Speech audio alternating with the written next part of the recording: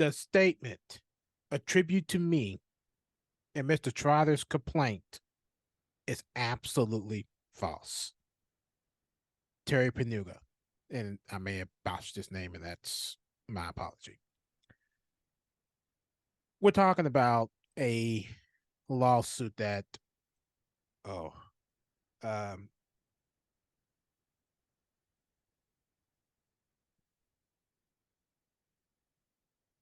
what is his name? Not Jeremiah. I just literally had a It's brain yeah, freeze. yeah, you did. I literally had a brain freeze. Jim Trotter. Yeah. Jim Trotter um, sued the NFL, or uh, I will say the NFL, but particularly drawing his attention to Terry Pegula for his comments that he made uh, 2, 3 years ago when the racial injustice was getting serious on the behalf of the Black Lives Matter chain, and then trying Yeah. to, bring awareness to Black lives. Um, Terry Pegula, well, it was alleged that what Pegula said allegedly, according to the lawsuit, was that if black players don't like it here, they should go back to Africa and see how bad it is. Now, of course, he denies this, and I don't know if there's any proof of this or not, but this just says a lot about the mindset of people when it comes down to not only racial injustice, but also to your fellow uh, people that you are employing to bring you money. Right. Okay. And that's what most people don't understand about discrimination and racism and things of that nature, and about being polite to people. Because at the end of the day, it's about being polite. And rather, if this is true or not, Mhm. it needs to be talked about. Yes, you It do. needs to be talked about the fact that not only do you talk about black people, but you talking about going back to Africa to see how it really is. Now, my whole ordeal with that is if this is true, this is the total blatant disrespect that black people have seen day in and day out, based on how racist white people really feel. And again, I have to throw this disclaimer out. I'm not talking about all white people. Exactly. Yes. Okay. Yeah. So if you are not a part of any hate group, white supremacists, neo Nazis, any of those, I'm not talking about you. I am talking particularly to white people that supports things like white supremacy, that supports the fact that they believe that they should be able to have the upper hand in America. Hmm. That's what I'm talking to. I'm not talking to just everybody. Okay. If Terry Pegula actually made these comments, then he should reconsider himself the Buffalo Bills owner, because you do have black people playing for your team. Okay. These are the very ones that you employ, that you're not only being racist too, but also discriminated against, and it Hmm. cannot be tolerated. Black people have said, look, we've had enough. We need to be respected too. You can only carry so long with your blatant disrespectful comments and racist remarks before anybody can break down. And that's Right. what's going on. Right. And people are breaking down from that. Black people are breaking down from that. You and I have started to bring more awareness to it, to talk about that, Hmm. because that's not something that should be normal in anybody's lives, to be able to have to deal with that. Right. Right. Excuse me. Why are we dealing with this blatant ignorant comments allegedly that he is making. Jerry Jones, this also says in that same lawsuit that Jerry Jones was like, if black people feel some kind of way, they should buy their own team and hire who they want to hire. Now, I will say this. Why do you think we're having racial inequality? Why are we having racial inequality and you say something like that? Do you not realize how hard it is for black people to get by in America just simply because they are black? Have you realized that? You realize that. Oh yeah. Do you really care? Nope. I don't think you do. No, I don't either. I don't think you do. That's why you made the comment. You can't simply just think that, oh, black people could just go and get their own, team, buy their own team and do what they want with it. Because at the end of the day, it's going to be people like you that ain't going to be in agreement to be able to be a part of the NFL. Yep. It's harder for black people to be in authority, as you can see, more than anything. Absolutely. People don't like it. If you don't believe me, take a look at Deion Sanders as the head coach of Colorado State. I'm sorry, Colorado. Just take a look. Yeah. That's accountability at its greatest. Yes. That's what that is. At its greatest. Beyond it. Mm-hmm. And it sucks because it's like we can't, you can't win in either way. Right. It's we got to shut up and just do this. You shouldn't say nothing. It doesn't matter. You're over exaggerating, and then it's all this damn gaslighting all over again. Trying to make it seem like that what we're saying or what we're doing is seem like that we're just literally just whining. No, that's gaslighting. That's gaslighting. Where are we going to get to a point where we're going to have to be able to get you to be held accountable for your actions? Again, it's been going on for so long. They've been spoiled with it. You know what I'm saying? They've been spoiled. So when do we stop? When do we stop?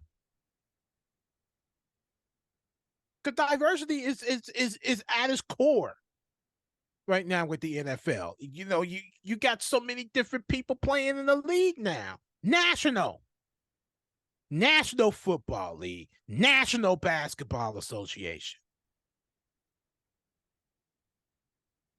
You know what I'm saying? So if this is true, it should be held accountable. There's a lot about this lawsuit, but I just wanted to just highlight the main things and just kind of just spiel out some thoughts based on what's going on. You got any thoughts? I do.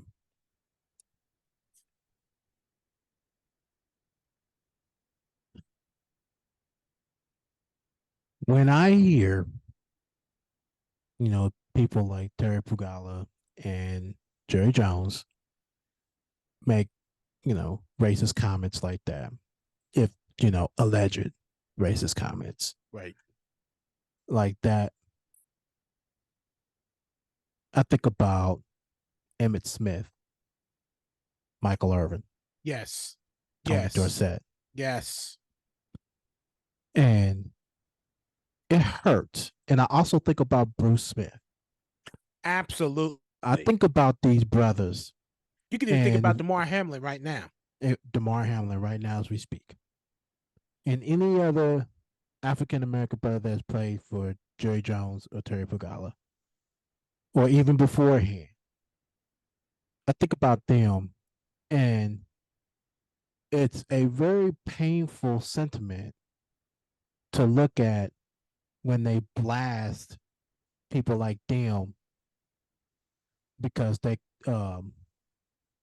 put their voices out there, right, for a lot of things that they are very concerned about, right, and so they want to use racist comments to put the knife back in their chest again.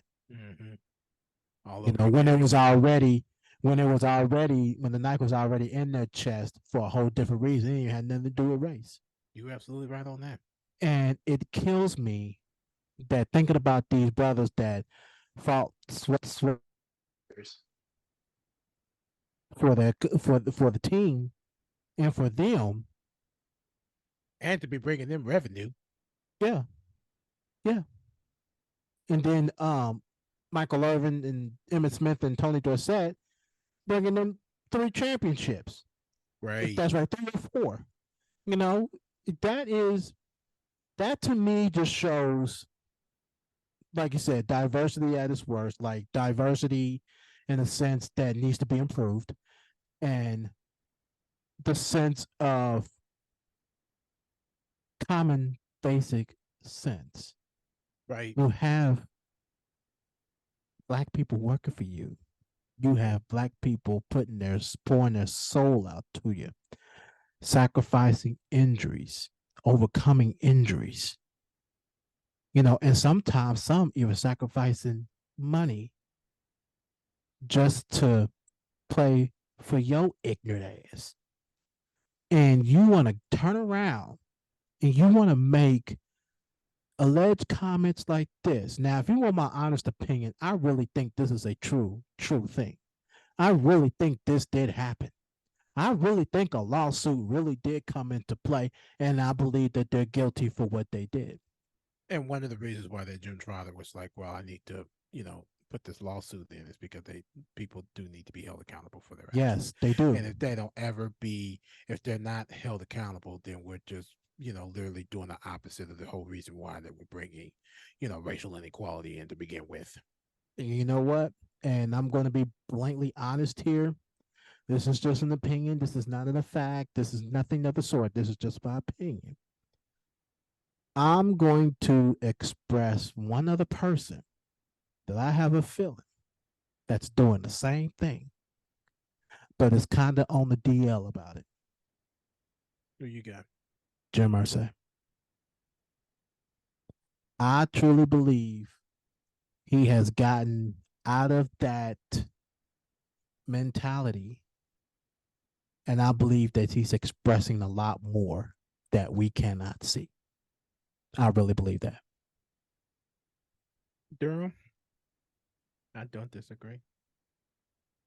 You could portray yourself as somebody that's a generous person that just all they got to do is flash money, but then turn right around and actually be the one that Right. actually make racist comments far more than you can ever beyond and imagine. Yeah. So I don't disagree at Yeah. all. And that to me is, it's just, the power of actually just feel like you can just get away with it, say anything, do anything to actually, not get yourself into some trouble. But that's the power and that's the nature of it. And that's why most of these things come into light, so that some of these white people can be held accountable for what they have done. And that's just a simple point. We need to just hold people accountable for comments and hold people accountable for what they say, making racist comments. If if anybody else in the world that can do this, we'll just be, getting away scot free. And right now, that's where it's standing when it comes down to the NFL and them not holding a lot of people accountable. Now the NBA has done a little better about it, but they're still not the best at it. You And then still the got some best, work to do. they still got work. Exactly, they still got work to do. The best one that they did was Donald Sterling. That was the best one. Mm-hmm. That Hands they, down. yeah, hands down, that was the best they did. And they actually overrided everything to the fact that he had to be forced to sell the Clippers, and that was to me phenomenal. You just have to hold people accountable, and greed and power and the mindset of doing that, he thought he got away with it. And he probably did for some years too, on top of that. Probably did. Probably You did. know, and these are just your normal examples. That Donald Sterling was doing it. Terry Pegula is going to do it, and Jerry Jones is going to do it. Especially when that 1957 photo came back into the act again, and LeBron James had to mention it. Now people's feeling salty about it. Well, what are you feeling salty about? What, somebody trying to get them to be held accountable for what's being said and what they said about black people? Mm-hmm. Like, how fair is that? Right. Like we being held accountable, players are being held accountable for ejections. They're being held accountable and fines and stuff like that. Not a damn thing being done about white owners and racist comments. It's crazy. Mhm. It is. It's It is. crazy, Darren. It is. And let me just end it with this. There was a Facebook post from when both of our Facebooks were still active. And there was a post that particularly came out, and it's not sports related, but it's just a whole point.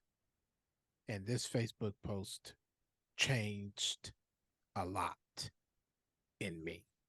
Yeah. At the time, Will Smith was being held more accountable for his actions Yeah. than Kyle Rittenhouse. Yes. Yes. Yes. Yes. Yes. Yes. Yes. That's what I'm talking about. That's exactly what I'm talking about. Now he has to face the adversity to the fact that he's banned for 10 years. Even though that he resigned himself, he was taking held accountability for what he did. He was holding himself accountable. And then you had to add more to the wound by banning him for 10 years. Yeah. It's one of those it's one of those things where you have to be, you do your due diligence, and Will Smith did his due diligence. They added more to it. But then when you look at somebody like Kyle Rittenhouse, when it's a written law Right. that you cannot, as a 17-year-old, carry a weapon across state, and he ended up using it to murder 3 people, that's a written law. That's a written straight that up. should have automatically been held jail time. But because you have the buddy system, the buddy system, it didn't work out that way. Didn't work out like that with Will Smith when he had a buddy system. No. And it was like, now, was Will Smith wrong for what he did? Absolutely, he was wrong. Damn right he was wrong. Oh, there's no debating that. No debate. But do you think that adding a 10-year ban for his performance on Chris Rock was acceptable? No. I believe if you was going to ban him, you should have banned him for another year or 2. That would have been acceptable. I think that was overkill. And a lot of people don't think it was overkill. Oh, yeah. That was. But I believe it was overkill. Now, I can understand. Because if somebody else was to do that was white, they probably wouldn't have gotten as much. Exactly. And that's what people fail to see. Right. And that's the big thing. And now we also have to put into play the severity of it. Now, with the severity of the situation, yes, what Will Smith did was wrong. The penalty for it and the consequence was definitely overkill. But how did that affect Chris Rock? It affected Chris Rock so badly that him and his daughters had to seek counseling. Right. But the bigger question is that why is it that he had a bigger consequence versus Kyle Rittenhouse? Right. He had no consequence whatsoever. None. If that was the case, they just could have treated him to Burger King. Yeah, like Dillian Roof. Yeah.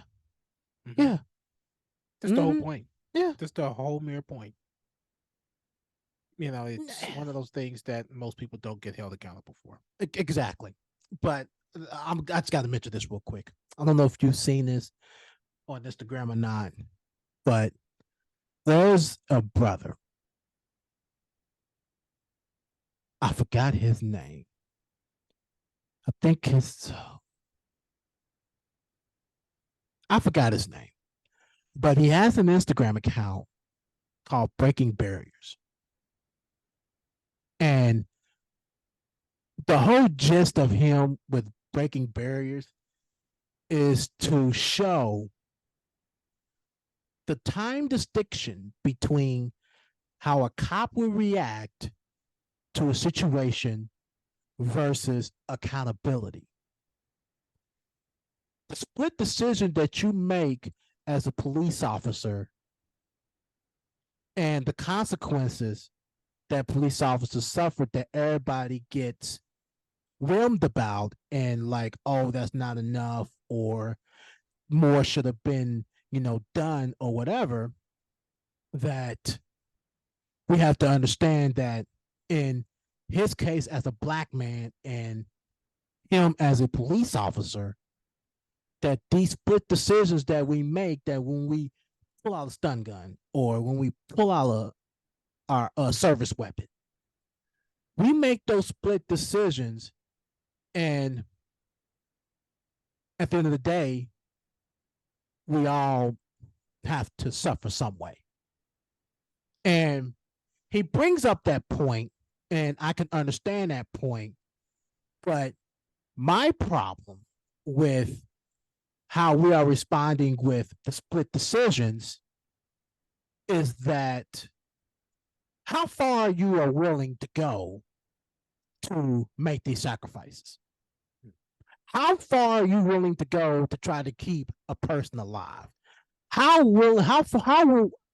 sacrificeful are you willing to go to actually, at the end of the day, nobody gets hurt? And like the first thing you think about is your stun gun or your service weapon, which is fine and understandable, especially if you're a female officer. You're 5'2", 140 pounds versus the big black 6'3", 342-pound man. That's maybe a different ordeal. But some of these things that he discusses do have strong, valid points. But at the same time, some of these decisions and split decisions that's being made, I feel that there has to be a boundary.